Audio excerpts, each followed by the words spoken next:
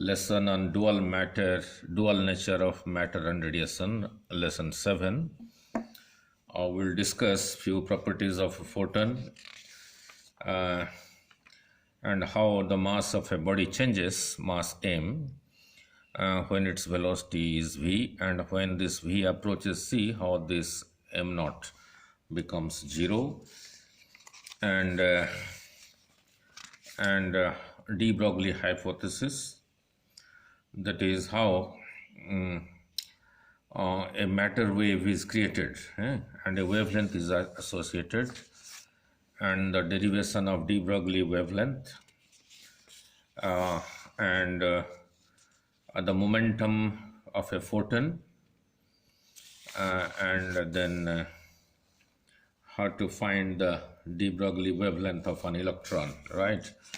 So let us begin. Let us begin. Dual nature of matter and radiation, lesson 7. Last one, theory is very simple. So in previous lessons, we studied about light. In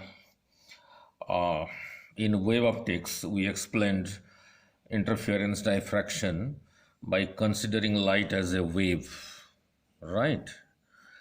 Now, visible light from violet to red, and there are other radiations also, like your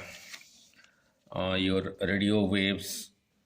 This is the whole spectrum of electromagnetic waves, radio waves. Lambda is increasing to this side and frequency is increasing to this side. Radio waves, this is lambda. Microwave, this is the lambda. Infrared, this is the lambda. Visible, this is the lambda. Ultraviolet, this is the lambda. X-rays, this is the lambda. Gamma rays, and this is the lambda. I don't think it this way. 10 to the power 3 is exactly the radio waves. A range of wavelengths around 10 to the power 3 means to this side and this side, they fall under the radio waves. 10 to the power minus 2, I have taken the middle value. Means wavelength to this, some wavelengths to this side and some wavelength to this side, they come under microwave. Similarly, visible light, 10 to the power minus 6 is not exactly the visible light. A range of wavelengths around this means some wavelengths to this side, some wavelength to this side, they come under the visible light. And as we go from this left side to right side, that is from radio waves to gamma rays, the lambda decreases, and look at the frequency increases. Frequency increases. Means gamma rays have more frequency but less wavelength. So we studied about interference diffraction by considering light as a wave.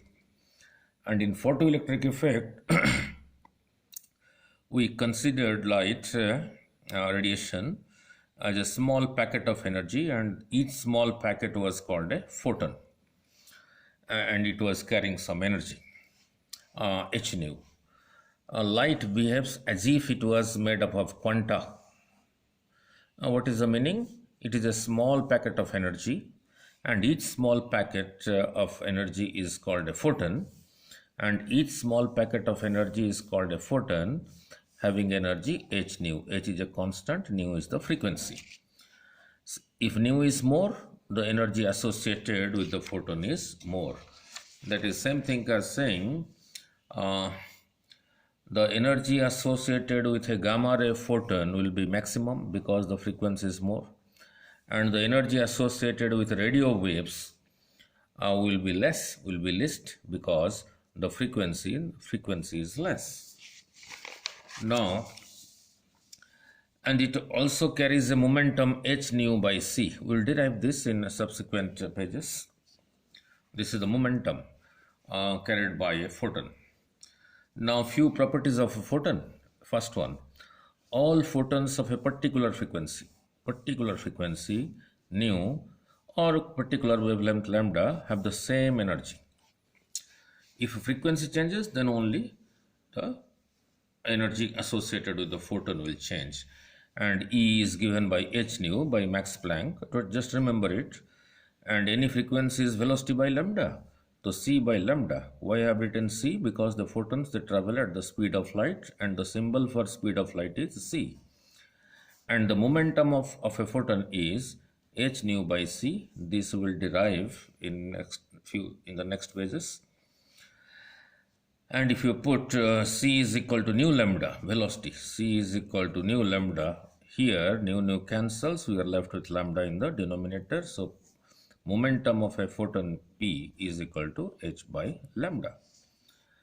Now, rate of change of momentum is force. So we'll do in subsequent lessons while doing numericals. If photons fall on a surface and are reflected, means there is a change in momentum, it will apply some force on the surface. That we will do in numericals. So this energy and momentum, they are irrespective of the intensity of radiation. Means this energy and momentum, they do not depend on intensity. Look, there is no intensity term here, there is no intensity term here. Intensity means amount of, for example, there is a light source here, its intensity here will be more, its intensity here will be less, here will be less, here will be more. Because if you hold a unit area here and unit area here, the photons coming from here, more number of photons will strike a unit area here per second as compared to the number of photons here, because they are diverging out of this source. Now the second property, by increasing the intensity I of a given frequency, suppose for example this is a source of light, radiation has a given frequency nu. How to increase its intensity?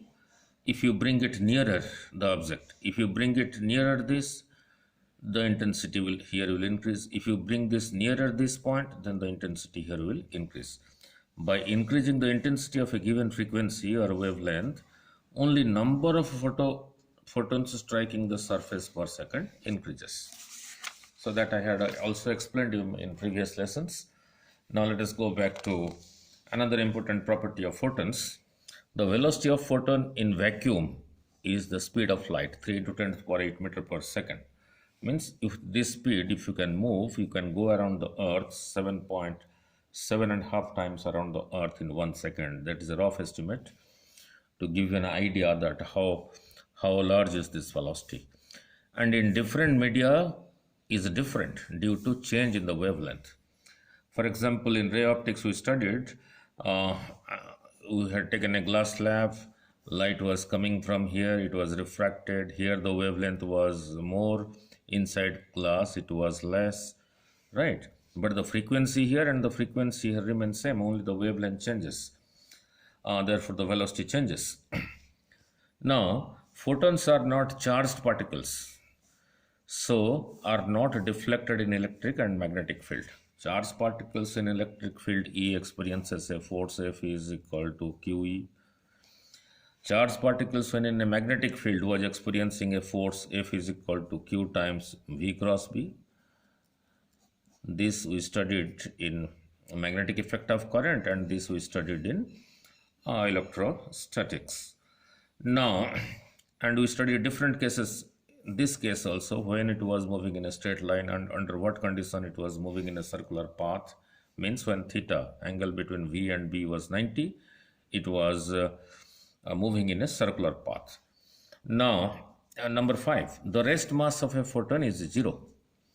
Use this relation, this is Einstein's relation. m0 is the mass of an object when it is at rest. This m is the mass of the same object when this object is moving with a velocity v. And c is a constant, that is velocity of light. And the photons, they always move at the speed of light, means v is equal to c for photon. So this denominator for photon becomes 1 minus v square by c square, square root of that.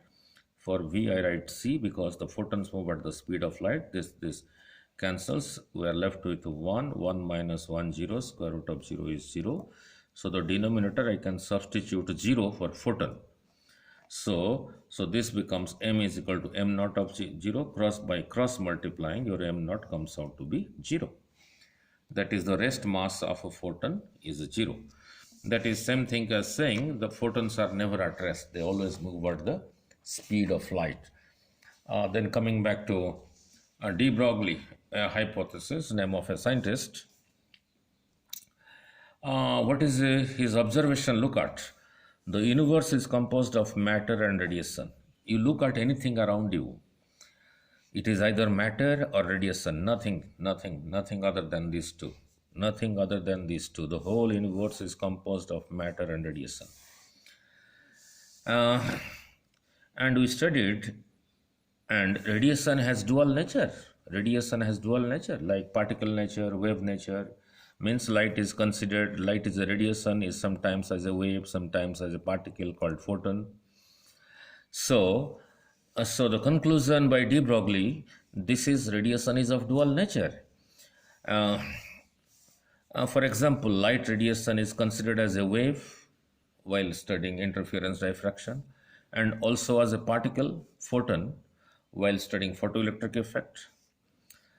And what other thing, conclusion is, he concluded that Mother Nature loves symmetry, and since this radiation has dual nature, wave nature and particle nature, and therefore matter must have both wave nature and particle nature. Particle nature, matter as such is particle nature.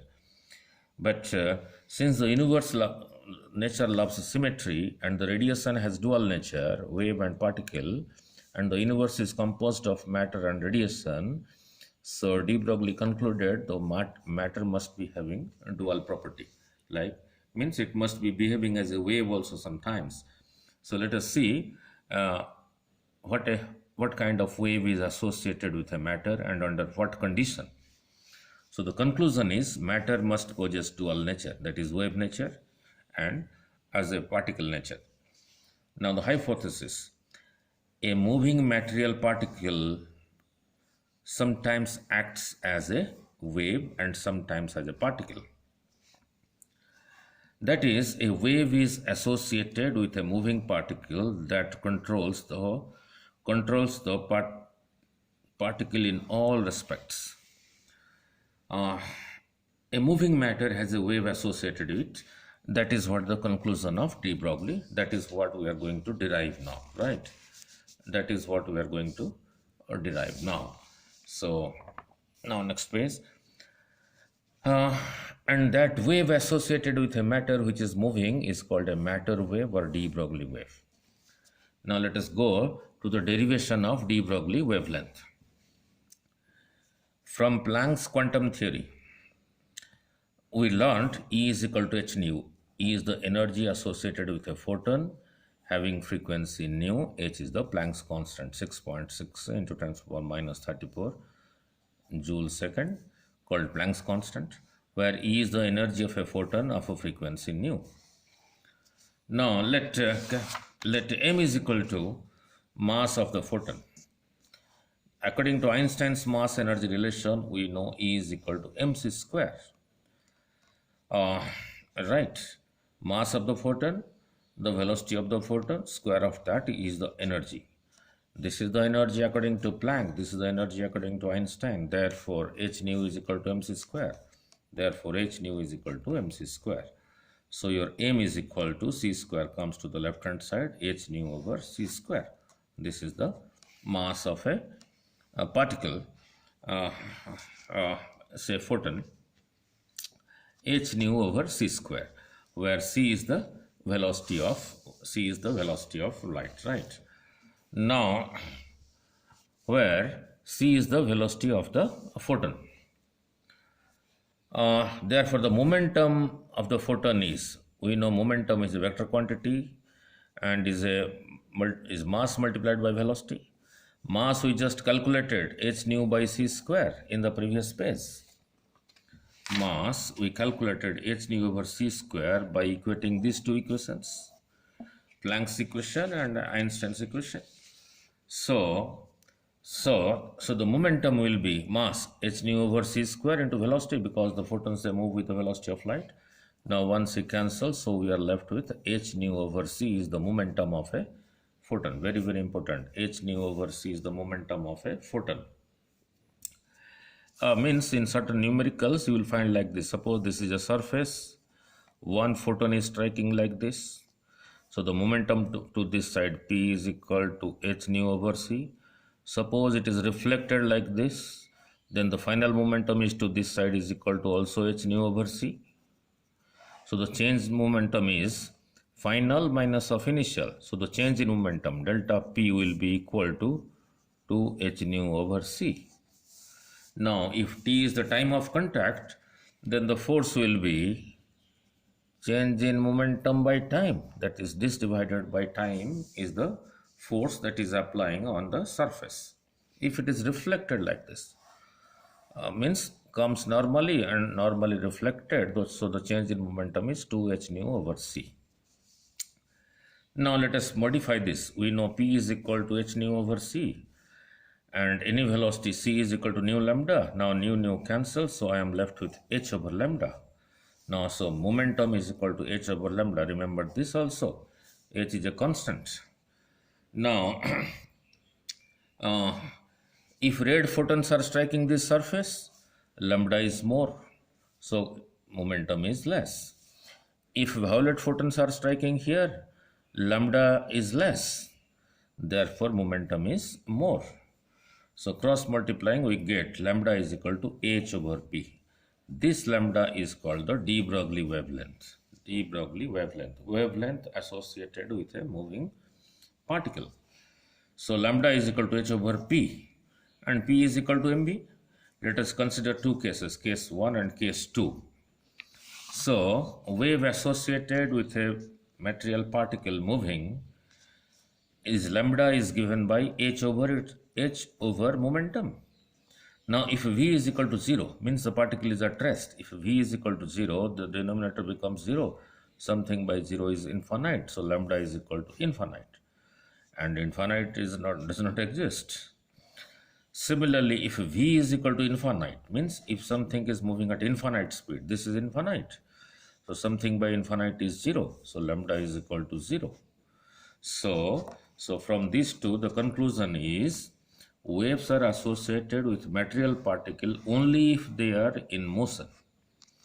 V is equal to 0 means no motion. V is equal to infinite is also theoretical, is not practically possible. So with this also there is no wave associated, with this also there is no wave associated. Means there is no lambda associated, so there is no wave associated with it. Then coming back to de Broglie wavelength of an electron. Electron has mass. Let m is equal to mass of electron, E is equal to its charge, V is its velocity. Now when an electron is in an electric field E, it has an acceleration. Acceleration is equal to E by m. Your velocity. A charged particle Q experiences force F, unit charge particle F by Q, and F by Q was called your E. So your force was equal to QE. If it is an electron, F for Q, I write EE. So any force is mass into acceleration is equal to EE. So acceleration is equal to EE by m, acceleration of an electron, a charged particle. So since there is an acceleration, the velocity will increase. Let V is its velocity when accelerated from rest through a potential difference of V volts. If there is a potential difference, there will be electric field also. Because potential difference V and E, they are related as minus dV by dr was equal to your electric field. So m is mass of electron, E charge of its charge. And when this electron is subjected to an electric field due to a potential difference V volt, it is accelerated. Let its velocity is equal to V. So its kinetic energy will be half mv square. And this is same thing as energy, EV. So by cross multiplying, we get V is equal to 2EV over m, where small is charge of electron, V is the potential difference. Capital V is the potential difference. This small v is the velocity. This v is the potential difference due to which the electron has been accelerated and has gained some velocity, and m is the mass of electron. So velocity we calculated. We just derived the de Broglie wavelength lambda is equal to h divided by the momentum of the particle. Momentum is mass into velocity. So your lambda becomes h over mm. For velocity I write this, velocity of the electron, this 2e capital V over m, square root of that. Let us take this m inside this square root. So it will be squared. So it will be squared here. So 1 m cancels. So we are left with one more m here. So 2 mev square root of that is the lambda, that is wavelength, that is wave associated with a moving particle, that is an electron. And if you put the value of h, put the value of m, mass of electron, put the value of E, put the value of E, and this capital V, the potential difference due to which the electron is accelerated, this is up to you. How much V you will apply, whether you will apply 100 volt, 200 volts, so this is up to you. So keeping all these values and leaving behind this capital V, this equation, by putting these values, accepting the value of capital V, that will be decided by you, whether you apply 100 volt, 200 volt, 300 volt, 1000 volt. This lambda reduces to 12.27 square root of V into 10 to the power minus 10 meter. Now, small wavelengths are expressed in angstrom, so I have kept here 10 to the power minus 10. When this is there, the rest of the thing, then this many angstrom. So wavelength of an electron lambda is equal to 12.27 divided by square root of capital V. V is the potential difference that you are applying to accelerate it to have a velocity, and therefore the de Broglie wavelength associated with an electron lambda is equal to 12.27 over square root of V, this many angstrom.